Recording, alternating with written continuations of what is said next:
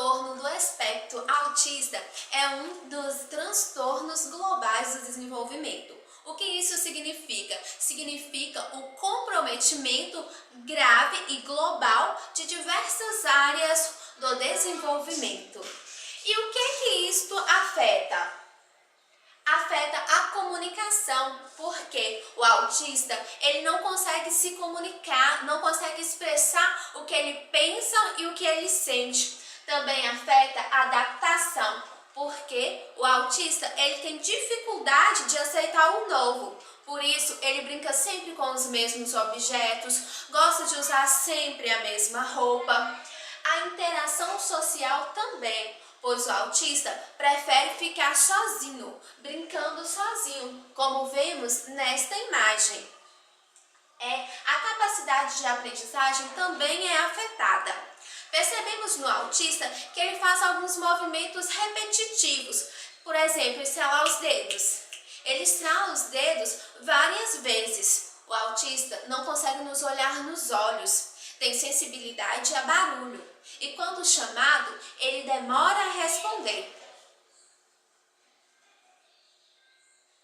Como identificar o autismo?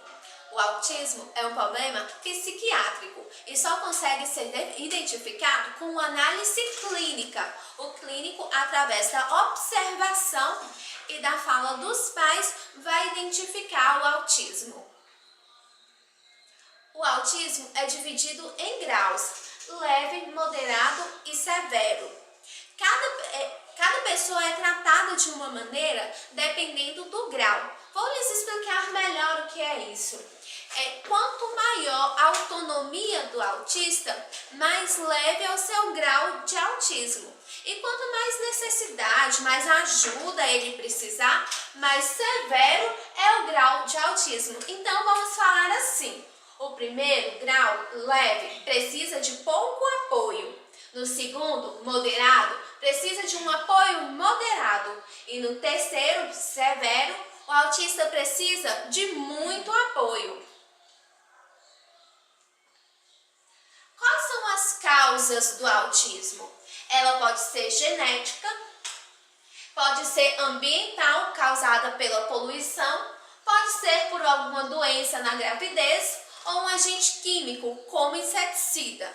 Só que não está provado ainda qual é a verdadeira causa. Há muita incerteza nesse quesito.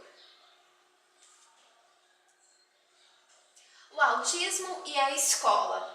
O autista ele tem direito a frequentar a rede regular de ensino. Tem os mesmos direitos que as pessoas deficientes têm. Só que a Lei 12.764/2012 vai tratar exclusivamente dos direitos do autista. O autista, ele deve sim ir na escola, por quê? Ele vê os seus coleguinhas indo, os seus irmãos, os seus primos, então ele sente a necessidade de frequentar a escola. Há apenas uma insegurança por parte dos pais, porque os pais pensam que ao frequentar a escola, ele pode sofrer bullying, ele pode ser discriminado, pode ser deixado de lado e isso iria fazer o autista sofrer. Como resolver essa questão, então?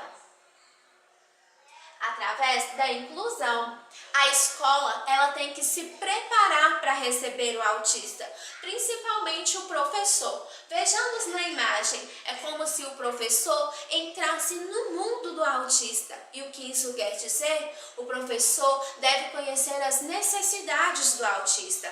O professor deve fazer um planejamento estratégico, deve trabalhar com atividades variadas e flexíveis, deve valorizar a diversidade, deve trabalhar o respeito na sala de aula e deve incentivar a socialização. Nós, futuros professores, devemos estar atentos ao autista, trabalhar de uma maneira flexível, pois, quando você ajuda, as peças se encaixam. Para finalizar, temos um poema do projeto Autismo e Identidade. Todas as coisas têm nome, casa, janela e jardim. Coisas não têm sobrenome, mas Mas autista? Sim. Todas as flores têm nome, rosa, camélia e jasmim. Flores não têm sobrenome, mas um autista? Sim.